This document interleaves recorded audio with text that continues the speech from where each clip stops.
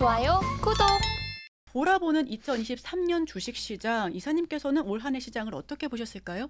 올해 정말 상반기하고 하반기가 좀 많이 달랐던 것 같아요. 네, 그러니까 그쵸. 사실 작년 연말만 해도 올해 상반기에 증시 좋을 거라고 보신 분들 많지 않았거든요. 근데 상고 시장이 열렸죠. 그러니까 상반기가 굉장히 좋았고 그 이유 중에 하나가 미국 경기가 생각보다 좀 좋았고요. 또 3월 달에 실리콘밸리 뱅크가 이제 파산을 했을 때 다들 또 악몽이 시작되나 했는데 오히려 그게 호재였어요, 사실은. 왜냐하면 그러다 보니까 금리가 급격하게 떨어져 가지고 유동성이 또 증가하는 모습이 나오면서 당시에 빅테크주들이 또 급등하는 양상이 나왔고 또 그걸 또 촉발시켰던 게 올해 이걸 얘기 안 하면 안 되겠죠. AI가 네, 맞아요. 본격적으로 이제 시장에 들어섰죠. 그래서 그 AI가 이끄는 미국 증시. 또 근데 한국은 상반기에 AI보다는 2차 전지가 또 이끄는 그런 시장이 상반기에 또 펼쳐졌던 것 같고, 그래서 시장 예상과 다르게 상반기는 굉장히 강한 상승장이 펼쳐졌는데, 다만 하반기 들어서는 물론 11월 달은 증시가 다시 좋아졌지만 8, 9, 10월 달 장세는 일단 미국의 금리가 또 너무 많이 올라갔죠. 10년물 국채 금리가 5%를 넘어섰거든요.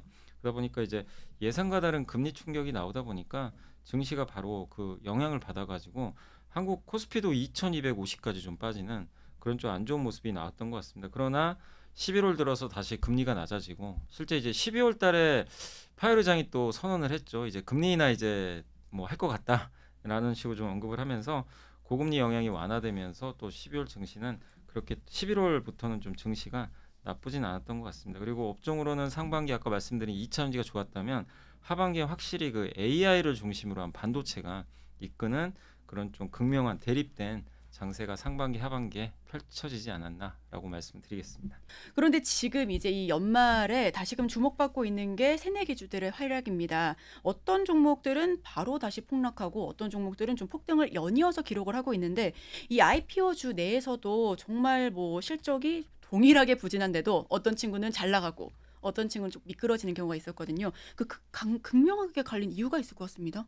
일단은 올해 신규 상장 기업들은 대체적으로 좋았던 것 같아요. 이제 왜냐하면 22년도가 특히 안 좋았죠. 22년도에 IPO 시장이 정말 찬바람이 불어가지고 네. 증시도 안 좋았지만 LG엔솔 상장하고 나서 정말 뭐 너무나 안 좋은 흐름들이 나왔지만 23년도에는 이제 유동성도 좀 괜찮았고 또 시장이 괜찮다 보니까 일단 이제 성장주 특히 이제 IPO 하는 기업들은 대부분 한참 또 성장할 때 상장을 많이 하다 보니까 거기에 많이들 열광을 했고 특히 올해 보면 로봇 섹터들 뭐 올해 뭐 두산 로보틱스도 얘기를 안 할 수도 없고 네. 이 성장의 대표주자 또 에코프로 머티리얼즈가 물론 이제 2차 전지가 안 좋을 때 상장을 했는데도 정말 어마어마한 그 주가 상승을 좀 보여줬고 또 최근에 LS 머티리얼즈까지 그러니까 한마디로 이 성장 산업에 속한 기업들은 뭐 그게 실적이 좀 안 좋다 하더라도 일단은 그냥 수급으로 좀 올라가는 네. 굉장히 좀 이례적인 현상이 나왔는데 다만 이제 중간에 조금 아쉬웠던 게 파두란 기업이죠. 맞아요. 예, 그걸 그 기업은 여쭤보고 싶어요. 그 기업 같은 경우는 물론 기대가 많고 상장은 했는데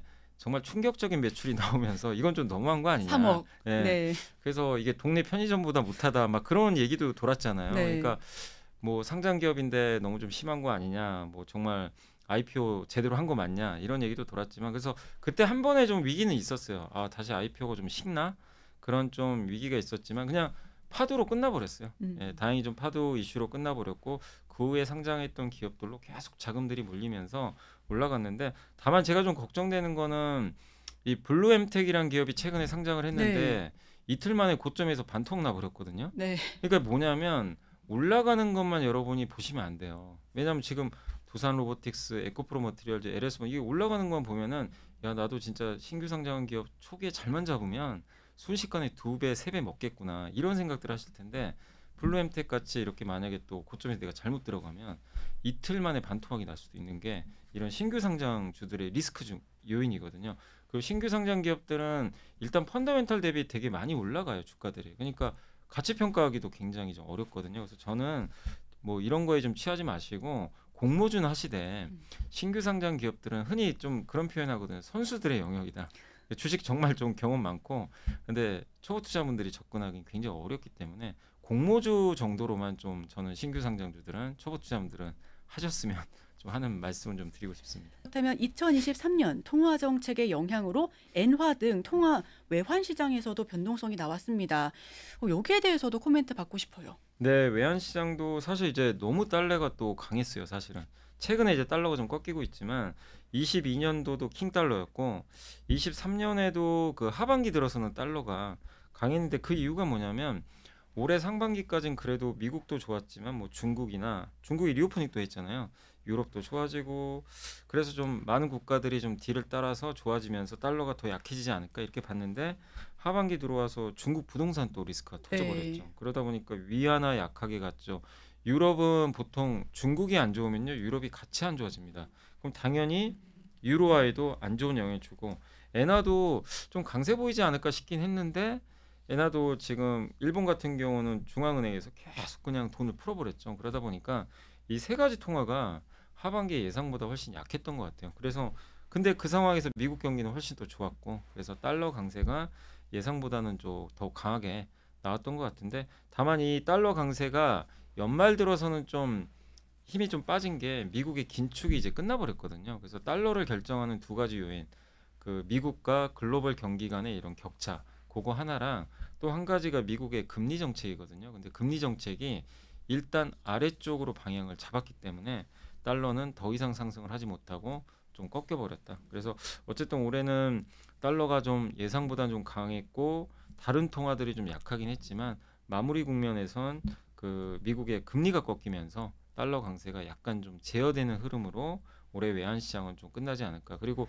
우리나라 같은 경우도 어쨌든 환율이 올해 굉장히 좀 높았잖아요. 네. 1,350원. 그러나 연말에 이제 금리 인상 기조가 끝나가면서 다시 1,200원대로 좀 내려서고 있는데 그래도 과거보다는 확실히 높은 금리의 그 어떤 이제 높은 레벨의 환율이 유지되는 건 어쨌든 달러를 대체할 만한 통화들이 아직은 부상이 안 되다 보니까 음. 과거보다는 높은 어떤 그 달러 가치가 결국 우리나라 원달러 환율도 예전보다 좀 높은 레벨을 유지하게 만든 원인이 아니었나라고 좀 말씀을 드리고 싶습니다. 네, 여기서 달러를 대체할 만한 게 없었다라는 말씀을 해주셨는데 그렇다면 여기서 이거 여쭤봐야죠. 금이라든지 비트코인, 금값도 그렇고요. 비트코인도 최근에 엄청 치솟았고 앞으로 2024년 전망은 어떻게 보실까요? 금하고 이제 비트코인도 결국 그 물가하고 금리에 영향받거든요. 근데 네. 물가가 꺾이고 금리가 꺾이니까 이미 뭐 FMC 열리기 전부터 뭐 비트코인이나 금 가격이 이미 급등을 해버렸죠. 그래서 금은 사상 최고가를 네. 한번 넘어갔고 또 전쟁까지 일어나다 보니까 그랬던 것 같은데 근데 적어도 내년엔 지정학적 리스크가 커질 것 같지는 않아요. 그래서 금도 이미 어느 정도 좀 올라온 상태라 저는 금이나 비트코인도 금리 인하 기대감을 미리 선반영했다는 측면에선 내년에 올해보다 더 좋은 아마 성과를 내기는 저는 좀 쉽진 않다. 그래서 지금은 제가 봤을 때는 어쨌든 주식이 더 매력적이지 않을까라고 좀 오히려 생각을 하고 있습니다. 네, 2024년은 주식이 조금 더 매력적인 해일 수 있다라는 말씀까지 해주셨고요. 2023년 뜨거웠던 섹터, 제 기억에는 말씀해 주셨다시피 2차 전지 빼놓을 수가 없고요. 반도체도 반짝 강했었고 AI, 로봇, 초전도체 네. 네, 이 정도 있을 것 같습니다. 이사님께서는 그중에 어떤 섹터 조금 더 눈여겨 보셨을까요? 일단 뭐 누가 뭐래도 상반기에 정말 2차 전지 네, 말고는 뭐 얘기를 안 꺼낼 수도 없고 근데 2차 전지가 정말 많은 분들한테 기쁨도 줬지만 지금 하반기엔 고통을 많이 안겨준 또 섹터가 돼서 좀 희비가 좀 엇갈렸던 것 같고 이렇게 역대급 포모는 처음 봤어요. 정말 2차 전지에 너무 쏠려가지고 2차 전지 7월 달에 안 갖고 계신 분들은 너무나 힘들었고 갖고 계신 분들은 너무 기분이 좋았는데 불과 한 몇 달 만에 이 상황이 완전 뒤바뀌었습니다. 2차 전지 갖고 계신 분은 또 힘들고 안 갖고 다른 반도체 갖고 계신 분들은 또 좋은 그런 흐름들이 나왔던 것처럼 올해는 이 포모 현상이 그 섹터별로 너무 좀 심했던 그런 좀 한 해였던 것 같고 2차 전지 말고도 좀 기억에 남는 건 엔터주들 네. 올해 정말 놀라운 게 앨범이 이렇게 많이 팔릴 줄 몰랐는데 정말 역대급의 앨범 판매가 나오면서 뭐 SM도 그렇고 YG 엔터 뭐 하이브 JYP 엔터까지 좀 좋은 성과를 냈는데 역시 이것도 아쉽게도 하반기엔 조금 성장이 둔화되면서 좀 빠졌던 게 좀 아쉽고 그다음에 삼성전자가 로봇 투자한다고 하면서 레인보우 로보틱스가 시가총액 3조 원을 넘어갔잖아요. 그래서 어쨌든 로봇이 시장의 전면에 드러났다는 게 굉장히 또 새로운 부분이었고 그리고 저는 개인적으로 어쨌든 올해 가장 관심이 많았고 역시 올해 한 해를 돌아보면 가장 주도주는 결국 챗 GPT 관련된 AI, 뭐 우리나라에서 HBM 관련주라 그러죠. 네. 한미반도체가 주가가 한 6배 올랐거든요. 그러니까 결국 근데도 여전히 그 주가를 지켜주고 있어요. 그래서 저는 올해 가장 기억에 남는 섹터로는 역시 AI, 거기에 관련된 반도체, 또 루닛을 중심으로 한 의료 AI 음. 이런 기업들이 좀 가장 기억에 남았던 한 해가 아니나 이렇게 보고 있습니다. 네, 엔터 같은 경우에는 아무래도 뭐 업계 리스크가 있었습니다. 예를 들어 뭐 마약 스캔들이라든지 중국 공동구매 감소, 아티스트들의 재계약 이슈 등이 있었는데 말씀해 주셨던 것처럼 앨범 판매 너무나도 좋았지만 사실 연말로 갈수록 좀 힘이 빠지는 네네. 분위기였었잖아요. SM 같은 경우도 고가 찍었다가 다시 밀리고. 그렇다면 2024년 엔터는 좀 어떻게 보실까요? 2024년도는 그래도 하반기는 좀 굉장히 안 좋았잖아요. 근데 이제 얼마 전에 블랙핑크가 전원 재계약을 했잖아요. 예, 갑자기, 네. 그룹을. 다행히 어쨌든 굉장히 네, 다행이죠. 근데 그럼요. 그래서 그 부분이 다른 기획사들한테도 왜 호재냐면 정말 어마어마한 IP를 갖고 있는 그 아티스트잖아요. 블랙핑크가 없는 YG엔터 상상을 못 하잖아요. 근데 이들이 빠져나갔을 때 그 공백을 메꿀 수는 없어요. 근데 이게 JYP도 마찬가지고 하이브는 다행히 BTS랑 일찍 재계약했지만 만약에 블랙핑크가 재계약이 안 됐으면 다른 엔터주에 대한 시각도 지금 이 주력 연예인들이 저 블랙핑크처럼 재계약 안 하면 어떡하지? 그러면 이 섹터 전체를 할인시켜 버립니다. 그래서 일단 블랙핑크가 재계약된 거는 엔터주의 바닥을 다지는데 저는 굉장히 큰 역할을 했다. 그래서 엔터주는 좀 바닥은 나왔는데 다만 이제 엔터주가 내년에 대한 좀 의문부는 뭐냐면 올해 앨범 판매가 너무 좋았거든요. 그럼 네. 뭐냐면 자동차도 똑같은 게 너무 좋으면 다음 해를 걱정을 해요. 올해보다 좋아야 되는데 피크아웃에 대한 네, 우려는 맞아요. 있죠. 근데 이게 너무 좋은 애는 어쩔 수가 없어요. 근데 그거를 앨범 판매가 내년에 더 좋을까?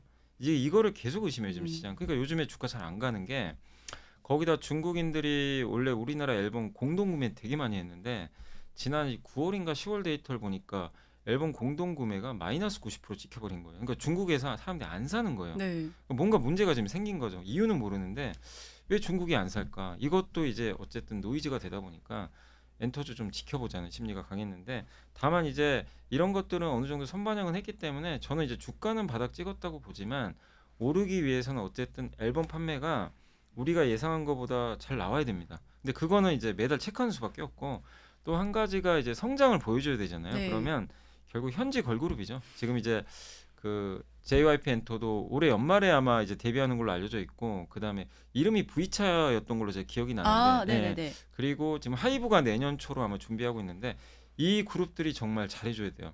이 그룹들이 현지화했는데 성공을 하면 엔터주 전체적으로 또 레벨업 하겠죠. 음. 이제 현지 걸그룹까지도 성공하는구나. 근데 이게 기대에 못 미치면 주가는 계속 부진할 가능성이 있어요. 그래서 저는 가장 중요한 게 이 JYP의 V차가 네. 얼마나 미국에서 성공을 할지가 그게 이제 결국엔 내년도 농사를 좀 결정지으지 않을까 이렇게 좀 판단을 하고 있습니다. 좋아요, 구독!